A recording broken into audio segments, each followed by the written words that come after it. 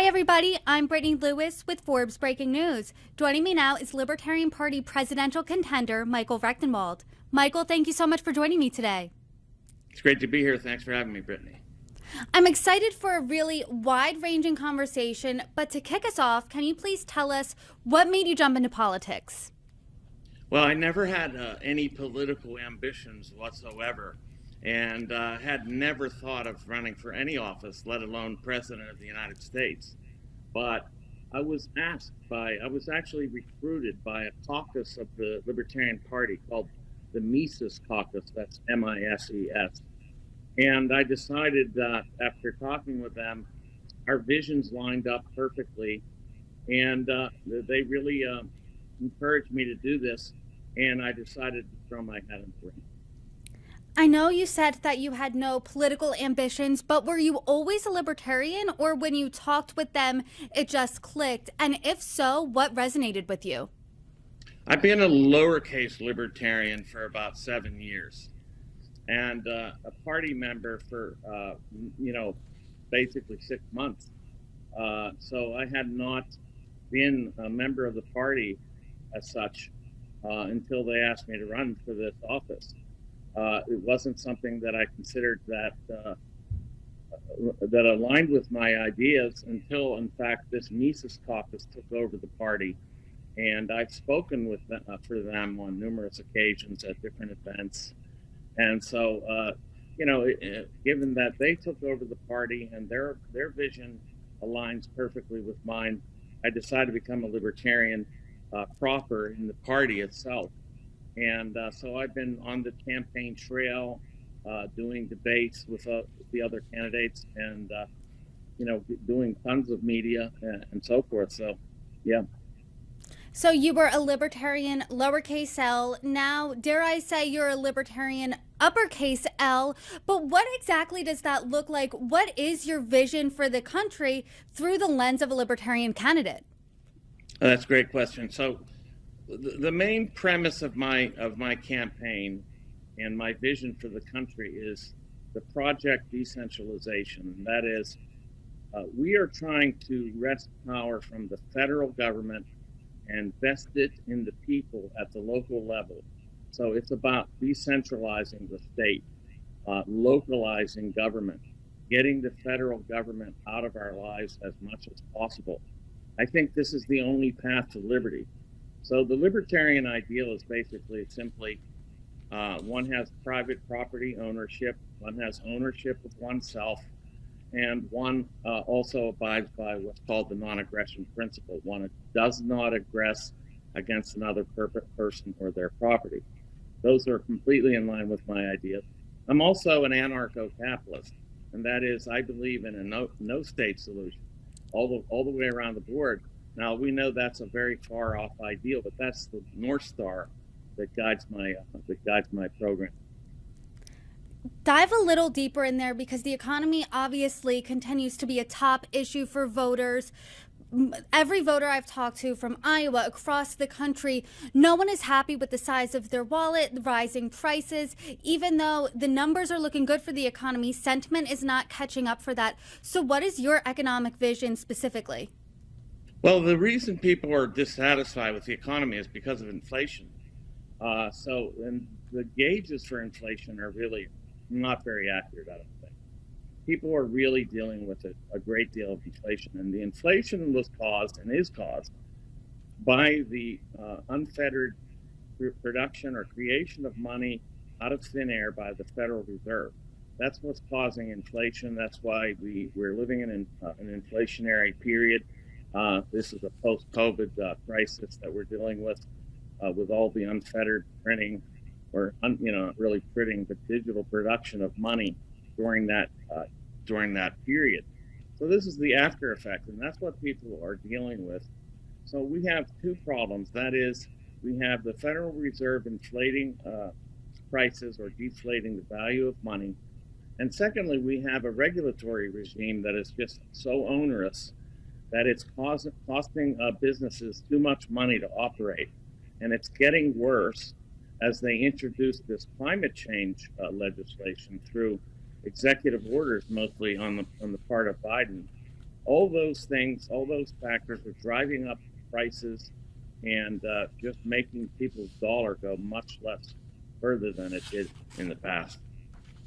Former president of the Fed and current Treasury Secretary Janet Yellen said just a few weeks ago while testifying in front of the Senate that inflation is not likely to come down. Let's say you are President Rectenwald. What is your pitch to voters here? How would you handle this? Well, the first thing I would do is, if I were president, I would try to get the legal tender laws abolished so that the dollar was not the only currency available. The United States government would still deal in dollars. Try to get on the gold standard and decrease the volume of dollars in circulation. But also, I would add that we need to be able to use parallel currencies and have competitive. The money is a commodity like any other commodity, so there should be competition for money. Banks. Competitive banks issuing their own currencies, or people using gold and silver, or even Bitcoin, or Monero, or other types of currencies, which should be allowed. This would actually challenge the Fed's monopoly on money and make it possible for people to retain value in their money rather than having it totally deflated by virtue of inflation. Another top issue facing voters is also immigration. What is your pitch to Americans when it comes to border security and immigration? Yeah, that's a very important issue. Those are the top two issues, inflation and immigration. So unlike most of the competitors that I'm facing in the Libertarian Party, who are mostly open borders advocates, they're asking for complete open borders, which is exactly what we have right now, which is a disaster. I am not an open border candidate. I believe that that immigration should be done on an invitation basis. That is, if a business or an individual or a group of individuals wanted to invite an immigrant, they could do so, but they would have to take financial liability. They would have to probably have something like liability insurance and something to defray the cost of this person's strain on the public utilities that they're going to be using. After all, public property is being paid for by citizens. And likewise, those citizens should have a right to determine who can use that public property. It is the state controls it, but it's actually citizens who pay for it. Likewise, they should have a say on who's using public property, and that would be based on an invitation basis. That is, if you were invited to immigrate, that you would do so, but that person who invited you would have to have take out a liability insurance policy, most likely, to cover the costs and the risk that you pose to the public. When I'm hearing that strategy, what I'm not hearing is anywhere for asylum seekers. If you were president, would you let people seeking asylum enter the country? Of course. I mean, if we have a legitimate refugees, then indeed they would go to the ports of entry and try and claim refugee status, which would be evaluated. There's certainly no way to, you cannot deny the fact that there are significant numbers of people who are refugees from war-torn countries and so forth, and these people have to be accommodated, but it has to be done through the ports of entry, not on a willy-nilly basis crossing the border wherever you want. I say this to almost every politician I speak to because the issue of the border comes up in every conversation, top issue facing Americans regardless of party. And regardless if I'm talking to Libertarians, Democrats, Republicans, everyone does say there's a crisis at the border and the solutions rather vary. How would you work with Democrats and Republicans alike to come up with a solution here? Yeah, well, one of the other problems that's not mentioned very often, and that is a cause for this crisis, is the fact that we're not only, we've done so many interventions in foreign countries, military interventions and political interventions, that we've caused a lot of the crises ourselves.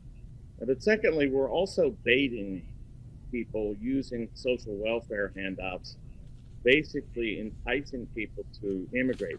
I would end all social welfare payouts to any incoming immigrants. That has to be ended because this is really enticing people to come. So I would work with Republicans and Democrats to come up with a real sane package that treats, the issue of refugees seriously, that deals with an invitation basis immigration policy, and that cuts social welfare payouts to immigrants to stop this artificial incentivization or incentivizing of immigration. This is really what's causing a lot of the problem. We are incentivizing people to do this. We talked about the economy. We talked about immigration. Are there any other issues at the forefront of your campaign that you have solutions for? Absolutely. So listen, there's no secret about this that libertarians are anti-war. And the only wars that should be fought, from my standpoint and most of the party as well, are wars of self-defense. So I believe in cutting all funding to proxy wars, whether that be in Ukraine, Israel, or Taiwan. Right now, there's been a bill floating around, of course, to fund all three of those theaters. That's none of our business. We should not be funding these wars. We're only creating enmity in those regions, and we're really robbing the taxpayer to fund, what actually comes down to killing people. So I mean, as a adherent to the non-aggression principle, I completely and firmly argue that we should not be funding these wars. Let's talk about that a little bit, because to that point, if most Democrats and some Republicans rather say we must fund Ukraine because if not, and Russia steamrolls Ukraine, there's World War III on our hands. What's your response to that? I think that's completely fallacious. I think that's a red herring. That's not what's going on here. This is interesting because Julian Assange is currently faced, in court about his extradition, and he said very clearly, these wars are not meant to be won. They're meant to fund the military-industrial complex. And that's really what's going on here. And the fact of the matter is that, the history of Ukraine and the relations with Russia are very complex. But to say the least, the United States and its NATO partners have really been provocative with reference to Russia. I watched the interview with Tucker Carlson and Putin, and I got to say, he's obviously spewing his own brand of propaganda, but there is something true about what he's saying. The United States intervened in Ukraine in 2014, had something to do with the coup there, the maiden coup, put in an anti-Russian president, and then the tensions were exacerbated. Then they began bombing the Donbass region, and this caused the alarm of Russia, because here they are actually bombing people that speak Russian right on their border. I mean, imagine if that was happening to the United States. The United States would absolutely just not stand for it. So there's been provocation. So it's not true that Putin wants to take Poland or all of the Ukraine. All he's asking for, and I believe him, is that Ukraine not become a NATO member. And if that isn't too much to ask, I don't know what is. Because listen, or if that's too much to ask, I just can't believe it, because NATO has expanded even after the Cold War ended. It continued to expand for some reason. It makes no sense. It should have been dissolved, or Russia should have been invited into it as well. So if you had everybody in it, there's no point in having it, really. So I think that's really the answer. The answer is the United States intervention in this region has caused a lot of these crises, and the further interventions are not going to make it any better. In fact, it's really precipitous. We're on the precipice of World War III, a nuclear war, if we continue to provoke the Russian bear. It sounds like, from what you just said, you are straddling the line of being complimentary to Vladimir Putin. Is that what you're saying? Because just last week, opposition leader Alexei Navalny is dead and was in a Russian prison. So what is your take on Putin here? Oh, I mean, Putin is every bit the authoritarian leader that he's being portrayed as. I'm not friendly towards authoritarian statists like him. On the other hand, we have our own brand of authoritarians here. While we have his opposition dying in prison, similarly, Gonzalo Lira, a journalist with American and I think Chilean citizenship, died in a Ukraine jail just because he was criticizing Zelensky and the execution of this war in Ukraine. He died in a jail in Ukraine. The United States did nothing to intervene to get him out of that jail. He had done nothing illegal except criticize Zelensky and the Ukraine government. So this is just unbelievable. So we can't really be preaching about our own values unless we uphold them, and we haven't. So when you say we have authoritarian leaders here, in comparison to Vladimir Putin, who has been widely described as a KGB thug, who are you comparing specifically to Vladimir Putin here? Well, not individuals, but this government itself, under the Biden administration, which I think is being effectively run by a kind of Politburo. I don't think Biden's actually leading anything. I think he's more or less a skin suit, rubber stamp on whatever this group, his administration, most likely wants. So, this government has been very authoritarian. They have cracked down on political dissent. They have imprisoned political dissenters. They are basically, and I think I'm not a Trump supporter. Obviously, I'm aiming to run against them, but they're persecuting their political opposition. It's unbelievable. It's a softer type of persecution. I don't know what happened to Putin's opposition in Russian prison. I don't know whether he died at the hands of Russia or if he had some illness that they didn't treat or what. But I'm not saying the United States is as bad as Putin, but I think we have to be a lot better. We have to be a lot better than authoritarians like Putin. We must be a beacon on the hill for freedom, for liberty. And if we can't do that, we have no right to be going around the world preaching our superior values. Before we just move off the topic, when you say persecuting political opposition in the United States, can you dive a little deeper in there? What are you talking about?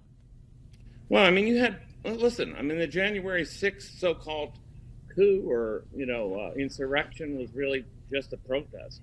And for the most part, there were very innocuous acts that took place, maybe trespassing at most, for which people spent years in jail without any representation or even the chance to meet a judge. And of course, we have the political persecution of Donald Trump. I don't think that Trump, for example, in New York, what happened? They just infringed upon his business by saying he can't do business in New York and levying this enormous fine for undertaking business practices. This is political persecution. I don't think it could be seen in any other way. They're trying to eliminate the opposition politically. That's very authoritarian. That's very dangerous. And this country's on the precipice of becoming what we claim we're opposed to. I am curious, when you do talk about January 6th, calling it a protest, there were 140 law enforcement officers assaulted that day. What do you think they would make of your characterization? I'm not sure about that. Those numbers, frankly. The only people that really died that day were killed by the police, the Capitol Police, and they were among the protesters. So I think that we've got so much propaganda in the media, and that is perpetrated through the press. No offense to you or your fine institution there, but it's very hard to disentangle. So it's very hard to say what's going on for real. I don't know about some 114 officers assaulted. I haven't seen any of those numbers, but 140, and it was from the DOJ. And I would like to get back to the Libertarian Party, but just to go off of this point, there were over 100 or 200, I don't have the number in front of me, people with weapons arrested that day. You saw video of people trying to break into the Capitol using wooden mallets, using police shields, busting in, assaulting officers. When you see that footage, are you suggesting people don't believe their own eyes? I'm not saying that everybody was innocent. I'm just saying there were innocent people. Basically, I mean, they were guilty of trespassing, probably, and those should have been dealt with too. And anybody that was bearing arms and threatening the Capitol should have been dealt with. And I think they've been dealt with very, very severely, and in cases of, in some cases, outrageously. People were arrested that weren't even there. You know, in other aspects there, you know, the Biden administration has figured his political opposition as domestic terrorists. This is the language they're using to describe their political opposition. You know, I'm not among that opposition in the sense of not being a MAGA supporter. I'm actually much more principled than the Trump you know, administration and his campaign and his whole policy prescriptions. I don't think they're principled at all, and I'm not an admirer of them. I'm just talking about we must be able to point out that, in fact, this administration is persecuting its political opposition in the case of Trump and in the case of many of these protesters who did nothing to trespass. Last question before we move on. Do you think then a crime was committed in the case of both Trump and these January 6th rioters? Wasn't there a crime committed, though? No, I mean, I can't adjudicate the criminal cases exactly. You know, I don't think Trump committed any crimes. I mean, he just he encouraged people to go to the Capitol. He did say peacefully. Of course, they cut that out of their transcripts and out of their, you know, out of the clips all the time. I think the thing is trumped up, quite frankly, and I think it just needs to de-escalate. We need to de-escalate this kind of rhetoric. When you have your criticisms for both the Trump administration and the Biden administration, when you're looking overall at Democrats and Republicans at these two administrations, do you see any differences? What's your take here? Yeah, there are some differences. I mean, on foreign policy, there's hardly any light between these parties. We know that. They both promote proxy wars and you know, what I would call the neocon agenda. They have these ideas about dominating and using the military force, the military and foreign policy, which I completely object to. That's the thing they're alike on. There's a difference, though. You have the Biden administration effectively, you know, like a socialism 3.0. That's really what they're about. There's all kinds of redistribution that they're about. There's all kinds of DEI dicta that they're pushing, and you know, all kinds of culture wars that they're actually inflaming. I think that's really a problem, and both sides inflame the culture wars. I think the culture wars are stupid and distracting, and they are not integral to what we need to get done.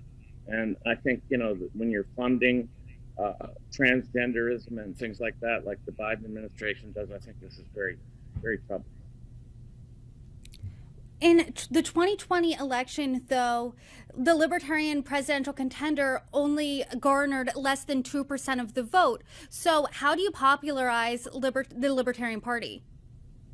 Well, listen, we need to make more libertarians, frankly. And so this campaign is not just an electoral battle. This campaign, in the way I see it, and that is, I think I'm the only libertarian that's putting it this way, we need to promote the values of libertarianism broadly, and we need to make more libertarians. And furthermore, the thing that's different about my campaign is it's not about a white knight riding into D.C. and fixing our problems. I don't think our problems can be fixed from the top down. I think they have to be fixed from the bottom up. And that's why I'm encouraging people to get involved in local politics, to wrest power away from the federal government, to nullify unconstitutional laws and mandates, to take control and govern themselves. Self-governance is what we really need. We need to get the federal behemoth off of our back. So what you're saying is you're trying to wreck the regime. That's correct. It's wreck the regime. I am interested at your point of making more libertarians. I want to read you a stat from NBC News last year, which found 44% of voters are open to considering a third party. And of that 44%, there's more Democrats than Republicans. What's your pitch to the average Democrat voter, and what's your pitch to, let's say, a lifelong Republican? Okay, let's start with the Democrat. I know what your values are. I used to be among your group. I was a Democrat. In fact, I was a far left. I'm telling you that if you want to increase the social welfare of all people, the best way to go about it is not through socialist redistribution. It's actually through the free market. The free market has risen the boats of all people. This is very demonstrable. If you look at it historically across the whole 19th and into the 20th century and the 21st century, our wealth has increased dramatically. You've got to let the market do its work. The market is the best way to increase social welfare across the board. I know what your premises are. You think that capitalism is bad, so we need the state to get in between the capitalist and the worker and to make sure the worker isn't getting, shafted. But that's really not the case. The workers are in an agreement with the capitalists, and there's no real conflict there. Actually, it works for both parties. So let's, and I could go a bit deeper, but that's as far as I'll go. I could get into some things about, I think there's a lot of unconscious Marxists out there, and I know how to talk to them because I was one of them. I was an actual Marxist. So, but yeah, so that's how I would deal with the Democrats. The Republicans, I'll say, listen, you're against all these socialist policies coming out of the Biden administration. You're against, this redistribution and DEI and all these things, and you're right about all that. But you have some blind spots in your view. For one, you don't look at the war socialism that we're dealing with, the fact that we're redistributing wealth through the war machine and redistributing it to the military-industrial complex, as it were. And actually, this is draining us dramatically. We have spent trillions of dollars on these wars that have been of no value. You became anti-war with reference to Ukraine, but what happened when Israel? What happened there? You became anti-war with reference to Iraq, but only post hoc. You didn't oppose it at the time. So you need to see that you need to have a principled view that is against both domestic socialism and war socialism. As I'm sure you've gotten this question before, many third-party candidates are considered a spoiler. Libertarian Party nominee Gary Johnson and the Green Party presidential nominee Jill Stein have been credited by some as a factor in Trump winning in 2016. What's your reaction when someone says you could potentially be a spoiler candidate? I think, the spoiler for whom? I mean, I would point out, that they're, and what goes along with that claim is that your spoiler is that people would be wasting their vote voting for you. And I would say that actually they wouldn't be wasting their vote voting for me. They're wasting their vote voting for the uniparty, where there's very little difference between the parties. So why not pick a candidate that actually makes a difference, that actually stands apart from these two dominant parties that have controlled our political system for so long and got us into the trouble we're in right now. We're in tremendous debt. We have 34 trillion or 33 to $4 trillion worth of debt. We're making terrible decisions internationally. We're making terrible decisions domestically. We've got all kinds of regulatory overreach. All of this needs to end. And the only way to get America, the United States of America, back on track and to make it a beacon on the hill of liberty is to be that beacon. So that's where I would come off, and I don't have any apologies for stealing votes, spoiling anything. I'm trying to do something to help this country. You want America to be the beacon on the hill. That is your ultimate goal. What does your pathway to victory look like? It looks like David and Goliath, frankly. Just be honest. It would have to be a virtual miracle. And I don't count out miracles, but I know the odds are very, very steep. They're very much against me. But I'm going to do this because even if I don't win on that level, we can have victories in other ways. We can spread the message of decentralization and getting getting federal government off of people's backs at the local level. We can win. Down ballot races. We can increase the number of libertarians throughout the country, getting more people to become libertarian through our messaging. And we can have victories that don't amount to an electoral victory at the presidential level. But if that were to come, I don't know, it would be like winning the lottery, frankly. I mean, that's about the odds. Let's be real. I'm not delusional. But I think it has to be, the message has to go. We must keep this message out there. I think it's the saving message for this country. Michael Rectenwald, best of luck to you. Thank you so much today for sitting down, getting into the wide-ranging topics with me. Best of luck. You're welcome back anytime. Thank you so much, Brittany. Great to be with you.